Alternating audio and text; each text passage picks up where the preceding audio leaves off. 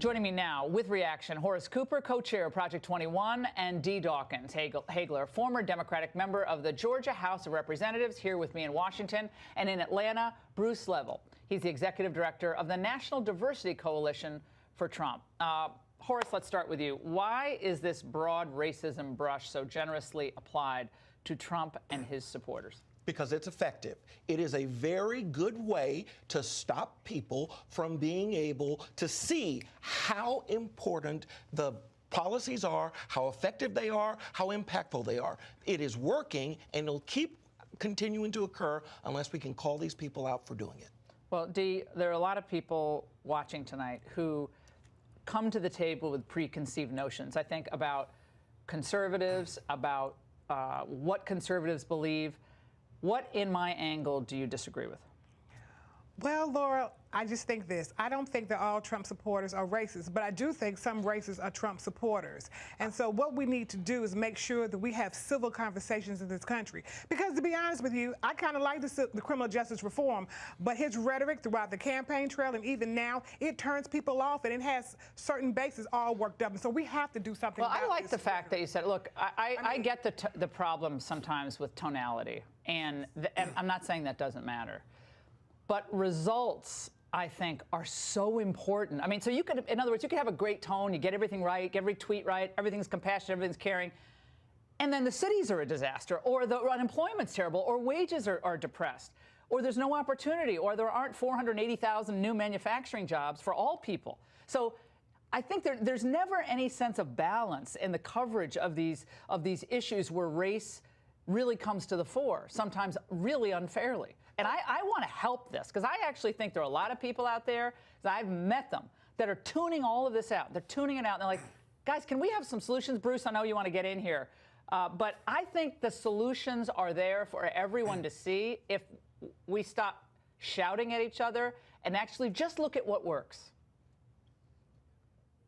Yeah. Well, you know, Laura, thank you. Thanks for having me. You know, the interesting thing about the gentleman earlier, you know, the president has, when he spoke to the urban communities and said, what the heck do you have to lose? You know, you got to remember, most of these cities and counties and municipalities were under Democrat rule for over 40, 50, 60 years. So when you take and look at the unemployment, the lowest black unemployment in the history of the United States, when you look at the urban revitalization, you look at the opportunity zones, pumping $100 billion plus in these underserved communities across the country, when you look at the highest consumer confidence, the highest uptick in black enterprise in terms of black business owners who look like me. They don't care. But the far left that is running the Democratic Party does not care. It's almost like they want you to be angry and upset. Minority communities, they have to have people angry or upset. Otherwise, they can't get them to the polls, because how are the Democrats going to argue that they're going to bring the country up to 3.8% GDP? Are they making that argument? Because if they are, I'm missing it.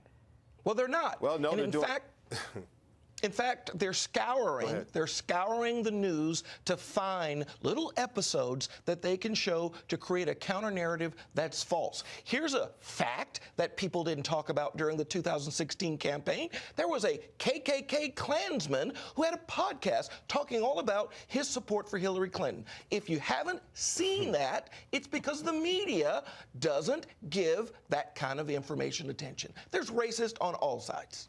Shelby Steele, he's just one of my favorite writers and thinkers. He was on my podcast, as I mentioned earlier. He made another point when I asked him about the power, the rise of frankly impressive young people like Alexandria Ocasio-Cortez. Liberalism, as we practice it today in America, and as people like her practice it, is infinitely more oppressive to minorities than racism. They're fighting a ghost.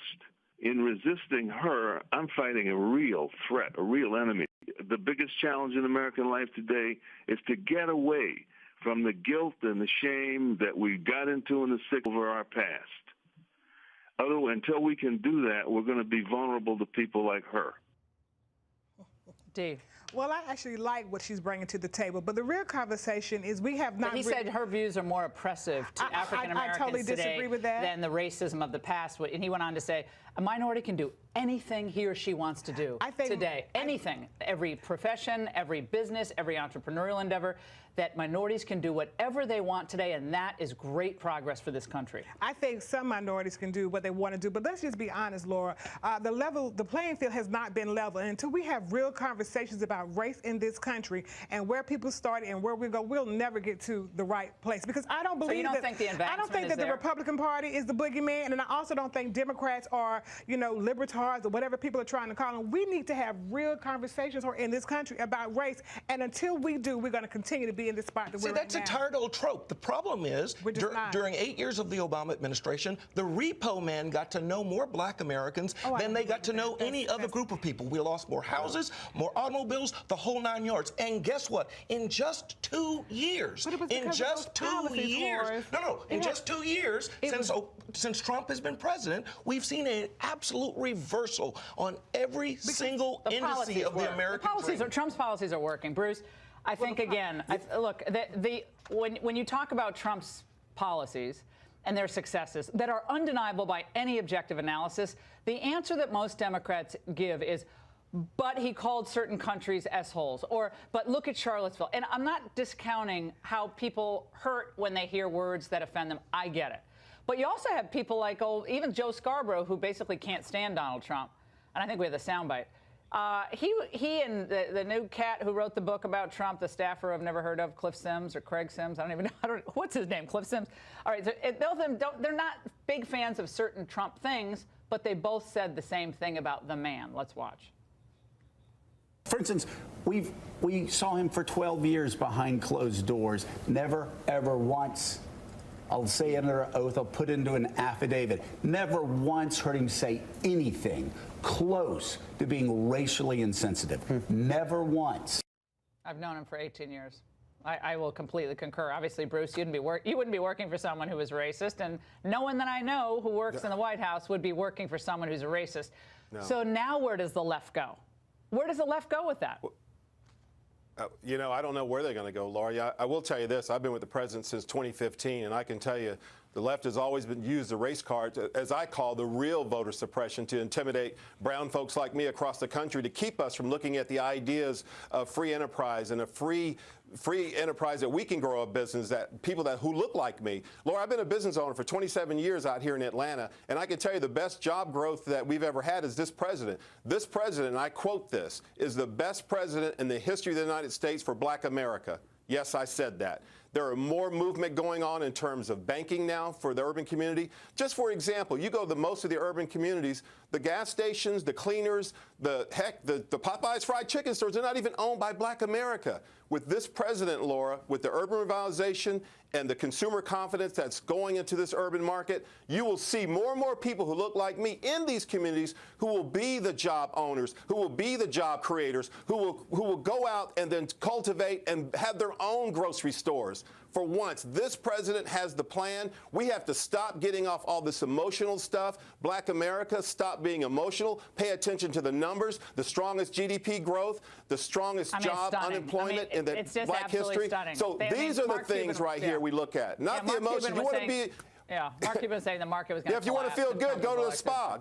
Yeah, it's up 6,000 points for 2 years ago. You can't deny the relative growth, particularly for black Americans. But it started because of Black Obama. Americans. So that's the line. Okay, Yes, it is true. Because it is true. Because you have to understand that when Bush was the president, the country tanked, and then the economy began to turn around. Let's just be honest. I don't just think you come in 2 years. Hold on, let him finish, then you can finish. Increase like that. Come on. 4 of the records for worst employment for black Americans happened under Barack Obama. 5 of the best records for black America have happened under Donald Trump. All right, now, Bruce, you can't deny that. All right, Bruce, I mean, I just keep going back to if Obama had all the answers, and if he was, then why did he, when he said none of these manufacturing jobs were coming back, it's like, what is Trump going to wave a wand and they're all going to come back? Well, 480,000 jobs have been created or brought back to the United States because of his policies. Some of them are leaving now. 480,000. And if Obama was so great, why didn't he renegotiate NAFTA? He said he was going to do it. He never did. Why didn't he do criminal justice reform? And he told us. He said he was going to do it and never did. He didn't do criminal justice reform Laura, you know why? The Republicans wouldn't call it on the Senate floor. Is why they wouldn't do criminal justice reform. The reason why is because President Trump, candidate Trump at the time, promised the American people that he would not entertain pay to play. The system That's for right. decades and decades have been wheeled and dealed with. This president is not beholden to anyone, and everyone that was in the beginning of the campaign that tried to use his name or to make a profit end up in trouble. We are the real people who stand with the president from the beginning because he promised the American people he would not be beholden to special interests and lobbyists, and that's what everyone's angry about because he will not sell out the American people, by the people, for the people, Laura. That's who we are. D, last word. Well, I'm just saying, I wouldn't be so happy to be with him. Most of his campaign team is being indicted, so I don't even know if that's a good thing to You're talk better about. than I'm that. just Oh, here saying. we I mean, go. It's the truth. The truth is the truth. Most of It his was Barack campaign- Obama who told us Yeah, we that gotta if go. Trump was elected, the end would come. He Yeah. was wrong, Well, and it's they great. all that say Trump's that. We policies hope are that working. Laura, Jesse Smollett is okay too. That whole the thing. real, is- the, yeah. The real 2015 Trump people, like myself and millions of us who were there from the beginning, we are in it to help this president. We are in it to make this country successful. Yeah, We I'm did in it not for get America. in it, promise of Yeah. a job and all that. Everyone that gets in trouble, we're wheeling and dealing on the side, and we're not taking care of the president. They were thinking about themselves, and yes, they deserve to go to jail because they should have never been playing right. on the side and All stuck right. to their word. Okay, we got to go. Bruce, got to go. I love this panel. Love this debate. Love the fact that Dee is here. Good for you for being here. We're going to continue this conversation, by the way. And this isn't going to be a one-time deal for us, so thank you so much.